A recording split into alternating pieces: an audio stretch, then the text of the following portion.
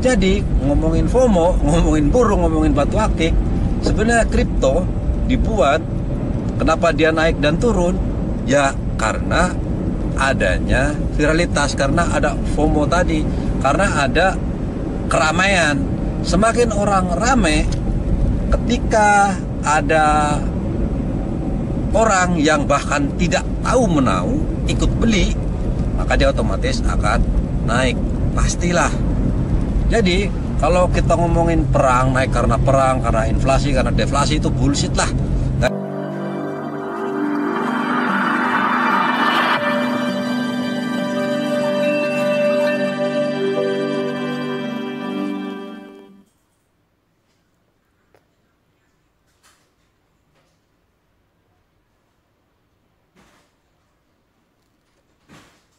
Ya halo, ketemu lagi dengan Cryptobus Republic. Siapa yang sudah tertawa, sudah cuan pasti ya. Ngecap sudah lama banget kan ngomongin soal kripto, walaupun saya nggak berani rekomendasi juga. Karena biasa ya, orang kita kan kalau masukin 1 juta, turun 5% aja udah keringetan guys. Jadi nggak usah lah FOMO-FOMOin gitu ya. Tapi gini, dari kalau kalian yang ikut channel saya dari 2 tahun lalu atau kelamaan deh, yang mungkin yang baru-baru ini, pasti kalian udah cuan lah. Mau dari Bitcoin sudah ke 93.900 tadi malam, kemudian Floki, kemudian PP, kemudian Bong, itu ya sudah cuan semua lah guys. Jadi kalau kalian yang hold lama, ada 35 koin yang pernah saya ulas dulu banget, hampir 90% semuanya udah cuan sebetulnya. Bedanya ada yang cuan 30%, 100%, ada juga yang 1000%, ada juga yang 20.000%. Bong, kalau kalian punya Bong, punya duit 1 juta, sekarang ini sudah hampir 40 juta guys. Mungkin kalau sekarang ini ya kayaknya udah ATH. Soalnya waktu itu ya pada akhirnya nyesel juga sih. Naik di bulan April, kemudian turun 50% lagi, saya jual di nilai 20 juta lah. Akhirnya dapat segitu aja. Tapi ya it's okay, memang ya berapa sih ya modal $100, berarti 1,5 juta kali ya. 1,5 juta lah mungkin, segitu kira-kira. Tapi itu hasil yang pernah saya nikmati, dan yang lainnya sampai sekarang belum saya apa-apain. Ya sudah, biarkan saja dulu karena target time-nya, target waktunya saya belum tercapai. Mungkin di akhir tahun 2024 ini sampai mungkin awal-awal kira-kira Februari maksimal Maret, mungkin saya akan buang, mungkin ya. Itu target waktu. Tapi biar bagaimanapun saya lihat situasi dan kondisi, dimana tetap Bitcoin akan menyentuh 100.000, entah bulan ini atau bulan depan.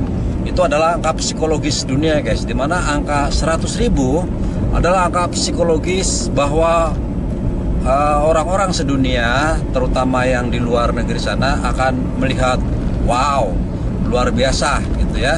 Kalau Indonesia angka psikologis sudah lewat, karena angka psikologis orang Indonesia dikatakan mahal ketika menyentuh 1M tahun 2021 mungkin ya. Ketika orang ngomong satu koin harganya 1M, orang udah terperanjat dan pada akhirnya ikut mencoba-coba FOMO. Sekarang udah 1,4, berapa ya? Coba kalian lihat aja, mungkin udah 1,4, 1,5 per bijinya. Ya berapapun kalian investasi itu, kalau di Bitcoin ya sudah naik. Mungkin kalau dari 2 bulan lalu apa ya kalian udah naik 50% lah, duit 1 juta jadi 1,5 juta. Ya kan Bitcoin bisa dibeli kecil-kecilan juga bisa. Tapi buat kalian yang di PP, yang di Floki, yang di mana, ya pasti udah 10 kali guys. Kalau duit 1 juta ya dari 10 juta. Tapi nunggunya lama ya, lama.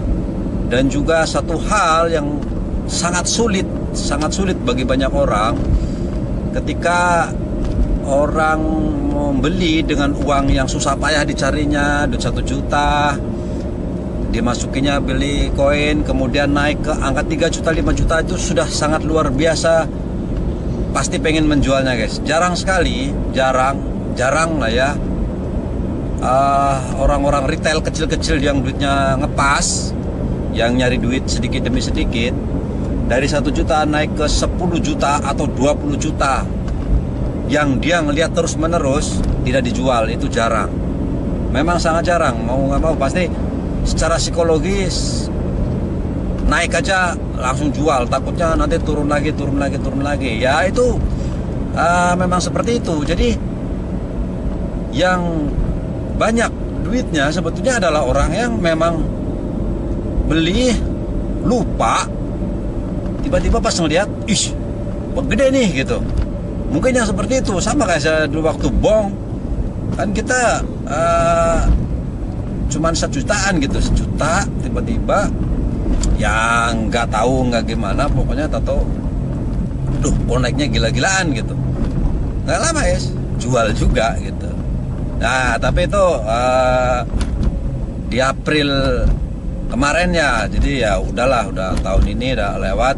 Dan habis itu saya belajar bahwa hold itu adalah bukan mudah, menahan itu bukan perkara mudah. Jadi orang bilang tahan diamond hand, betul, tapi susah guys. Itu bukan hal yang mudah. Silakan saja deh, ketika kamu beli suatu kripto kah, saham kah, apapun lah gitu ya, saat investasi, ketika duit 1 juta kemudian jadi 1,5 juta, jadi 2 juta, untuk menahan bahwa itu akan naik terus, itu nggak banyak. Ada yang kuat, yang mentalnya kuat, ada, tapi nggak banyak.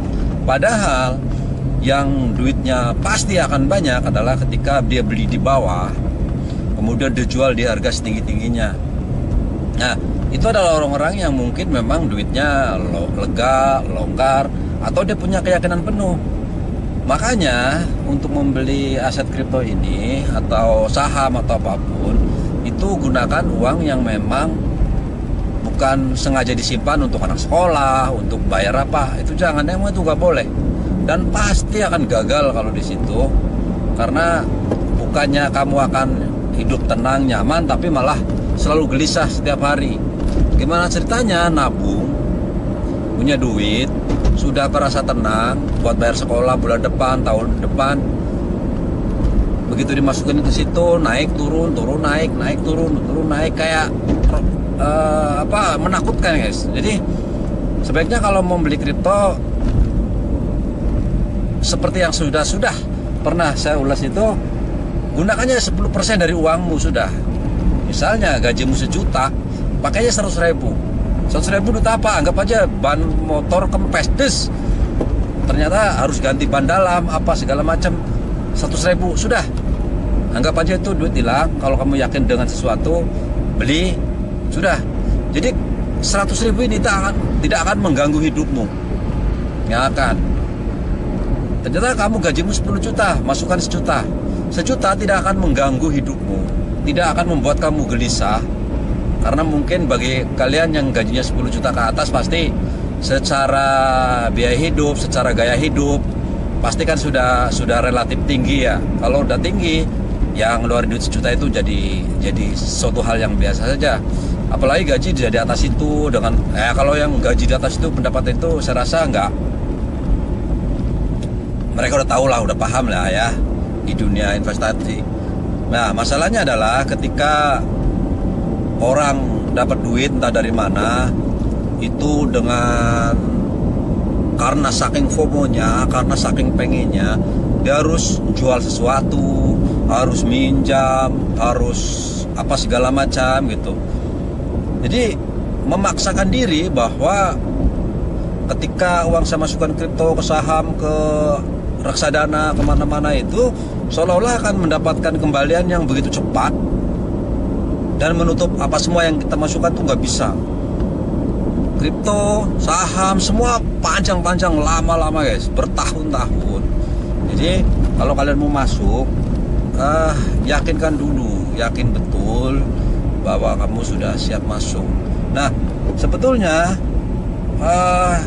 kebanyakan kalian masuk kan karena optimisme ya. Saya bisa aja sih ngomong udah pasti naik. Nah, ngapain? Saya bukan marketing koinnya kok. Saya kan hanya beli aja. Nah, koin kripto itu nggak ada pemiliknya. Jadi ya bebas-bebas saja kan. Sama kayak kalian beli batu akik, pemiliknya siapa ya nggak ada. Pokoknya kalau dibeli ya milik lo, ya milik lo. Kripto udah dibuat seperti itu. Jadi nggak usah mikirin pemiliknya siapa, atau pemiliknya harus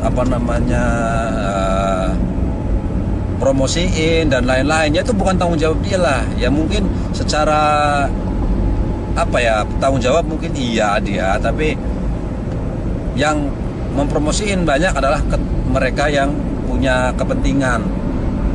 Nah, jadi kita harus paham betul sebetulnya naik turunnya harga ini oleh apa? Oleh inflasi, resesi, deflasi, suku bunga, perang, apalagi pemilu dan lain-lain. Apa betul itu sebagai pemicu bahwa untuk naik turunnya harga? Nah, secara jangka pendek, iya sehari dua hari dikit betul. Tapi dalam jangka yang panjang itu kecap, guys. Jadi kecap, suku bunga dinaikin, naik. Coba lu lihat analisa gua. Nanti saya kasih di deskripsi kali ya linknya. Saya menganalisa 35 koin meme, padahal bukan koin-koin yang bagus lah gitu ya. Koin asal aja. Waktu itu belum ada Trump, ya nggak tahu Trump itu akan menang atau tidak. Nggak ada perang Ukraina Rusia, nggak ada perang Israel Palestina, nggak ada waktu itu. Saya nggak ke situ juga. Kemudian suku bunga akan naik akan turun juga nggak tahu, saya nggak baca nggak apa. Satu-satunya yang saya baca adalah technical analysis. Technical analysis itu bisa diambil dari moving average, dari Fibonacci, dari Bollinger Band dan lain-lain. Ya karena itu bahasa matematika aja. Jadi saya lebih suka menggunakan technical karena memang ya itu matematika, guys. Matematika aja. Jadi memang ketika ada suatu orang membeli, menjual, itu akan dihitung, ada matematikanya sehingga mendapatkan indikator gitu ya. Nah, indikator ini yang kita pakai. Semua indikasi itu adalah indikasi masa lalu. Sama lah adanya inflasi yang disampaikan oleh negara gitu ya. Misalnya nih, inflasi tahun ini 2%, kan tahun lalu, guys. Ya kan? Laporan keuangan BCA mendapatkan laba bersih 2 triliun. Kan tahun lalu. Apakah saham BCA pasti naik? Nggak ada yang tahu. Apakah ekonomi akan membaik kalau inflasinya naik atau malah deflasinya turun? Deflasi yang banyak? Nggak ada yang tahu. Itu kan cerita masa lalu. Jadi semuanya masa lalu. Ketika BCA dapat keuntungan besar, orang kononnya dia, karena BCA bagus, maka sahamnya akan naik. Nah, itu kecap yang ada di kepala banyak orang kan, seperti itu kan, logisnya seperti itu. Padahal ya kadang tahu lah kan, semua tahun lalu sama. Technical analysis nih, Fibonacci lah atau moving average, kan baca masa lalu. Ketika masa lalunya begini, di masa depan berpotensi akan seperti ini. Nah, itu yang sebetulnya kita baca. Setiap apapun kita masa depannya nggak ada yang tahu. Masa ya orang technical analysis nggak mikirin fundamental. Fundamental buat apa juga? Fundamental masa lalu juga. Amerika tahun lalu luar biasa besar, maka di masa depan akan seperti apa? Ya nggak tahu, guys. Kan itu masa lalu juga. Jadi apa yang dilaporkan oleh negara manapun di dunia itu adalah setahun yang lalu. Laporan keuangan setahun yang lalu. resesi, deflasi setahun, semua setahun yang lalu. Tapi kenapa orang diwajibkan suruh melihat itu dan belilah ketika laporannya bagus, kan itu kan? Sama kan, kita dituntut begitu ya. Kripto itu kayak penjudi karena nggak tahu, nggak ada fundamentalnya, nggak ada intrinstiknya gitu. Ya nggak ada gitu ya. Nah, terus apa juga? Ngapain juga saya harus ngeliatin fundamentalnya BCA, BRI dan lain-lain? Kalau saya hanya ingin mendapatkan gain kapital dari BCA itu sendiri, bukan ngomongin soal dividen. Kalau kalian mau ngambil dividen dari BCA, oke. Jadi kalian ngelihat laporan keuangan. Kalau laporan keuangan tahun ini bagus, dapat duitnya banyak, kemudian ekspansi bagus, utangnya menurun, ininya oke, semuanya oke. Oh, tahun depan berarti akan lebih baik. Makanya saya akan bisa dapatkan dividen yang jauh lebih baik. Oke. Karena perusahaan yang hari ini bagus, tahun depan diharapkan bagus, tapi sahamnya tidak ada jaminan. Kita ngomongin saham apa ngomongin dividen? Beda, dua hal berbeda ya. Jadi jangan samakan bahwa ketika ngomongin fundamental, sahamnya pasti naik. Enggak, karena itu adalah data masa lalu. Walaupun ngomongin dividen, ini dividen sekarang ini 1 triliun, tahun depan 2 triliun, itu siapa yang ngejamin? Jaminan apa bahwa BCA akan mendapatkan 2 triliun tahun depan? Gak ada yang tahu juga, guys. Kita hanya mengira-ngira, oh iya, atau sekarang ini 1 triliun, tahun depan pasti itu dirutnya pasti bekerja keras untuk dapetin 2 triliun. Saya belilah BCA untuk dapetin dividen. Pasti dividen saya naik dari sekarang. Betul? Masuk akal ya, masuk akal. Sama kan?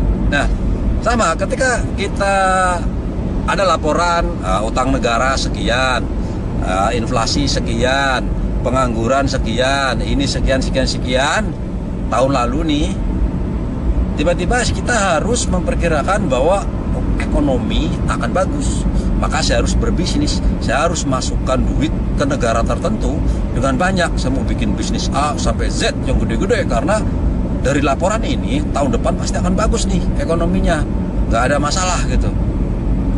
Nah, apakah dengan baca begitu kemudian pasti ekonomi baik-baik saja? Nggak juga, gitu kan? Nah, mau seperti apapun, ada perang lah.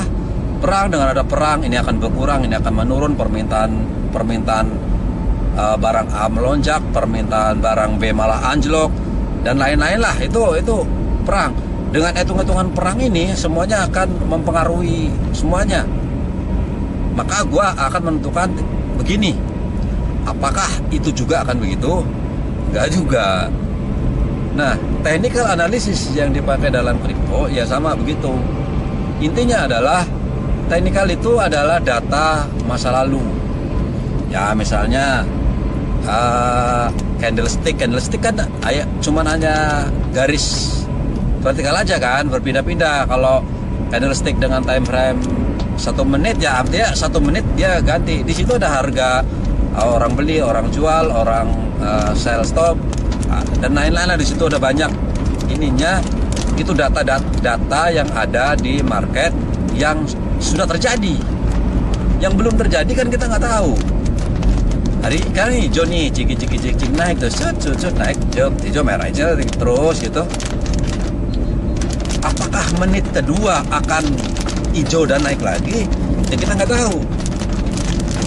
Tapi dengan baca masa lalu selama panjang sehari, 2 hari, setahun atau 2 tahun yang lalu, kita bisa memperkirakan bahwa dengan keadaan begini, dengan data-data ini, candlestick, moving average, Bollinger, apa semuanya yang kita combine, yang kita udah paham betul-betul bahwa ini pasti akan naik menurut analisa kita, menurut pengalaman kita. Nah, akurat atau tidak tergantung kitanya. Jadi jangan terpaku kepada bahwa itu nggak bisa dianalisa. nggak bisa, semuanya bisa dianalisa karena ada datanya, ada data perdagangannya. Jadi berapa yang beli, berapa yang jual, volumenya berapa rame, semua ada, bisa dicatat, kemudian ditampilkan dalam sebuah chart. Chart inilah yang kita baca untuk memprediksi masa depan. Kan memprediksi, guys. Bisa ya, bisa tidak, kan namanya prediksi. Paling tidak kalau kita berjalan ikut pengalaman, ya kita akan lebih selamat lah. Masa iya kalau kita pernah naik gunung gede, Gunung Pangrango misalnya, pertama kali dengan yang kedua kali, ketiga kali, keempat kali pasti akan berbeda hasilnya. Berbeda kecepatannya, berbeda mentalnya, berbeda, semuanya berbeda. Jadi semakin banyak rekam jejak kita di situ, maksudnya jam terbang kita di situ banyak, pasti kita akan terbiasa.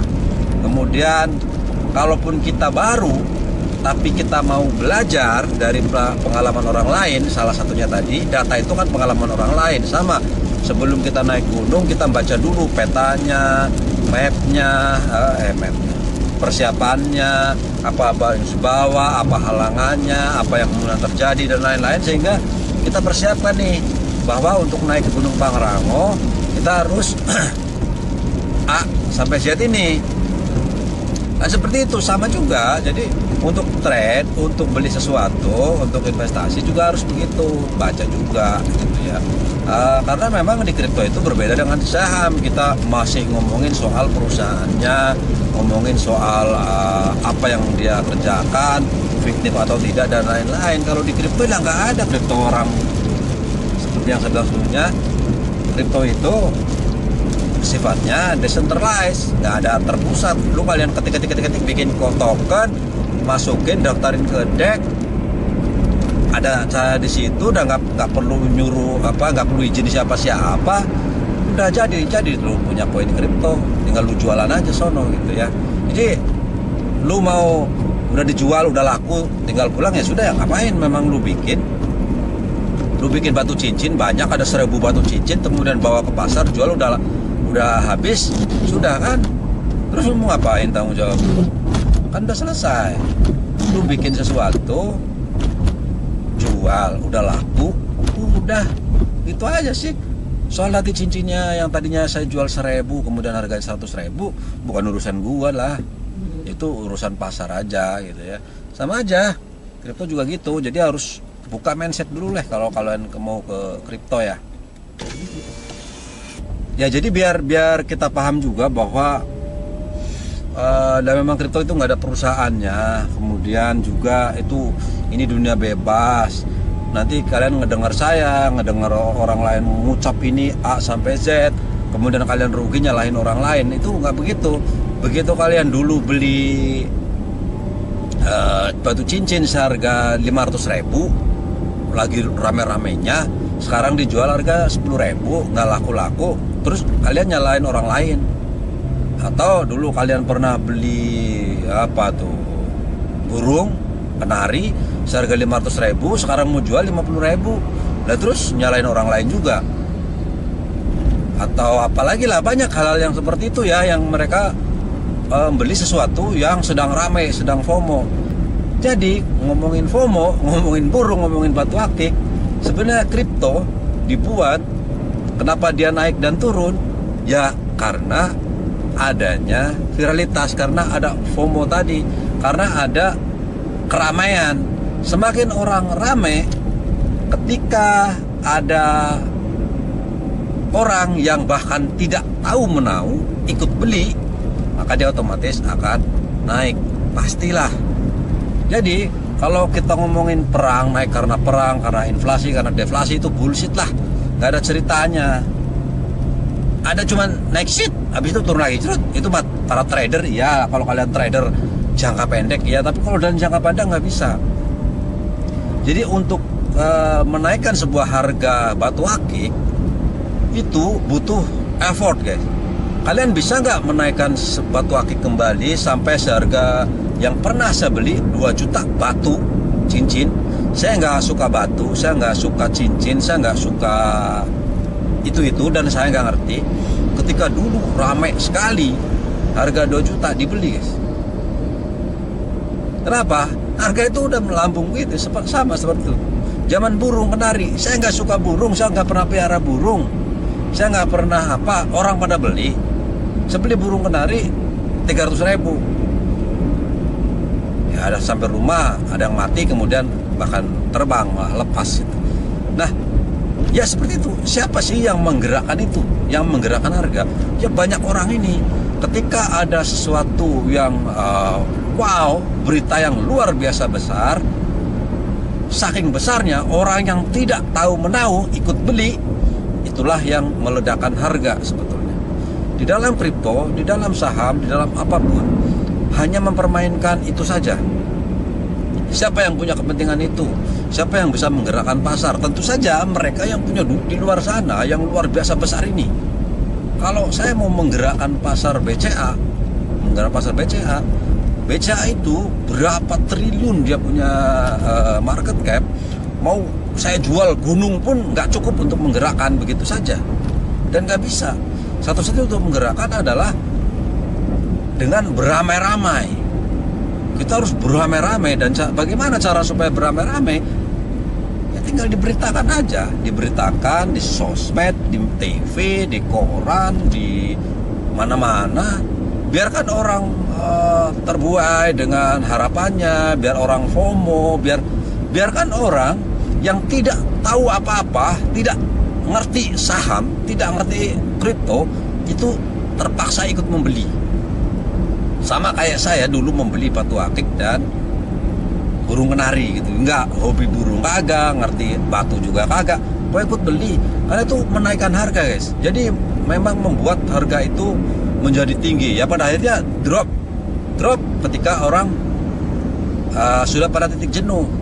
Di kripto juga sama, nanti sekarang udah 93.000 atau 1,5 M gitu ya.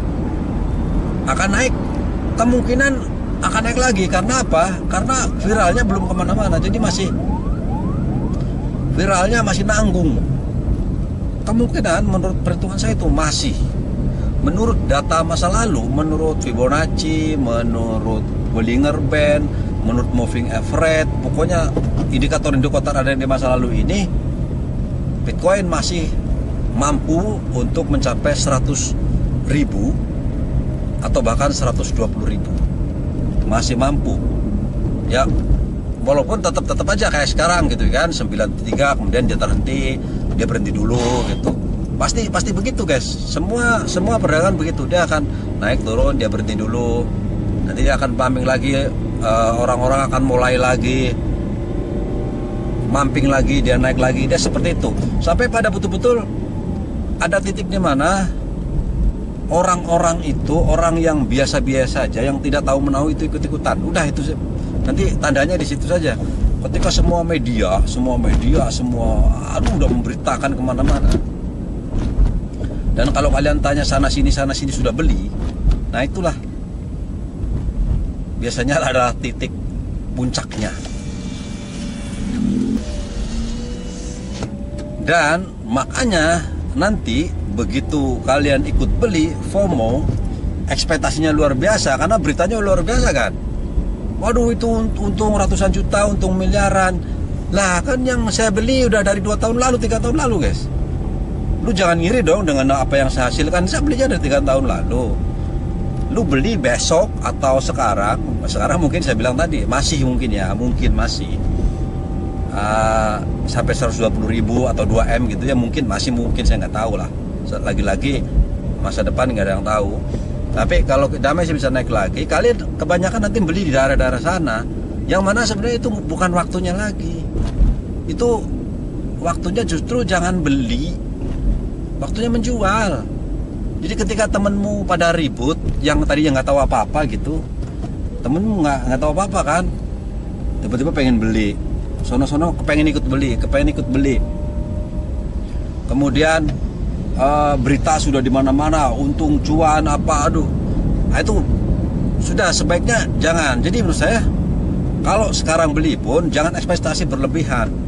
paling ya naik pun nanti cuan, pasti cuan sih, cuman ya nggak akan lah setinggi-tinggi yang orang-orang yang jauh-jauh hari sebelum ini gitu ya. Jadi jangan pikir yang beli zaman dulu duit 1 juta bisa jadi 20 juta kayak saya itu akan terulang lagi.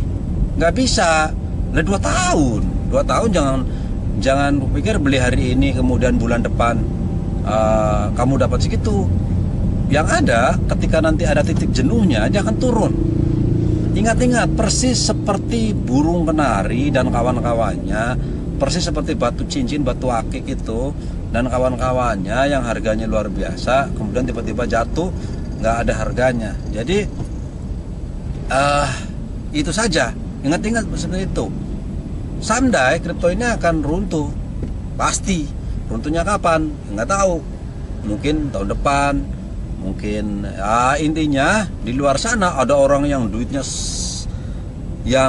barangnya sangat banyak, duitnya sangat banyak sehingga dia mampu membayar media, mampu membayar influencer, mampu membayar apapun lah gitu ya. Dia tidak mungkin membeli barangnya gitu kan, dia udah beli bertahun-tahun dulu. Udah ngumpulin dia, pokoknya terus aja timbun sama dia, sebanyak-banyaknya dia timbun. Ketika barangnya udah banyak dan mau menjual, dia akan exit segera. Cara exitnya ya hanya itu, diviralkan, sudah. Viralkan sekuat mungkin, media sebanyak apapun, sampai titik itu tadi. Sampai kalian itu yang nggak tahu menau tiba-tiba beli, sudah. Itu nanti akan ada titik jenuh, langsung tak berhenti, mereka akan tapping profit, ambil keuntungan, udah kelar, gitu aja sih. Jadi begitu guys ya, sudah sampai. Jadi soal ngomongin kripto ya, apakah sekarang masih layak untuk dibeli? Saya belum menjual, belum saya jual sedikit pun. Walaupun kalau ngomong untung ya sudah untung, tapi karena target waktu saya kan belum ya, jadi saya belum mencapai target waktu. Karena saya ada target waktu sesuai analisa saya gitu ya. Saya menganalisa 2 tahun lalu mungkin, nanti lihat di deskripsi ya link saya analisanya. Nah itu belum lah gitu ya. Nanti walaupun keuntungannya sudah melebihi itu, tapi ya belum lah gitu. Artinya nanti takutnya saya kan mungkin ada yang terikut saya juga kan, ada community kecil ngikut saya, mereka pada pengen beli, saya suruh beli, bahkan oke, beli saja, tapi kenapa saya jualan? Kayaknya nggak ini banget lah, nggak apa ya namanya ya, nggak tanggung jawab sekali gitu. Jadi kalau nanti saya memang mau jual, saya pasti akan ngomong ke mereka, community kecil saya, di grup kecil saya ini ya, bahwa akan saya jual, saya akan exit. Tinggal terserah kalian, kalian masih yakin monggo, kalau yang tidak ya yang penting saya sudah pengen menjual.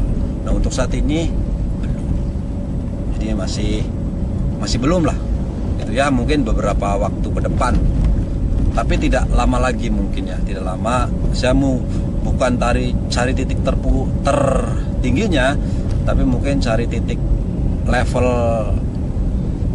menengahnya lah gitu ya. Jadi menengah di atas sedikit, jadi apa, 1/3 istilahnya ya. Jadi 1/3 titik di atas itu saya akan jual. Prediksi saya kan bulan Maret dan April itu akan turun dulu, koreksi jauh udah ke dalam. Tapi saya mau ambil waktu di akhir-akhir tahun ini supaya ya cari amannya gitu ya. Mungkin beberapa saya jual tipis-tipis, beberapa koin yang sudah ini saya jual. Mungkin kalau yang belum sesuai ekspektasi saya hold, yang nilainya kecil nggak apa-apa lah gitu ya. Sekalian cari dapatin ilmunya juga pengalamannya. Oke geng, terima kasih, salam cuan buat yang cuan. Saya pastikan kalian cuan kalau membeli dari awal. Tapi kalau yang mau sekarang beli ya udah jangan terlalu banyak mengharap lah ya. Jadi gitu ya, yang baru mau ya ada peluang, tapi ya jangan ekspektasi tinggi-tinggi lah. Ya mungkin saja, tapi jangan berat tinggi banget, ekspektasi berlebihan gitu ya. Jadi kalau kalian nggak yakin, sudahlah, jangan ikut dulu. Nanti tunggu 2 tahun lagi kalian masuk sedikit-sedikit. Biar yakin aja. Jadi ya, pakai duit buangan aja. 2 tahun lagi kalian kumpulin, nanti dibuang duit itu. Udah tunggu sampai di 2029 untuk panennya. Dan memang seperti itu siklusnya. Udah terima aja. Oke, thank you, bye-bye.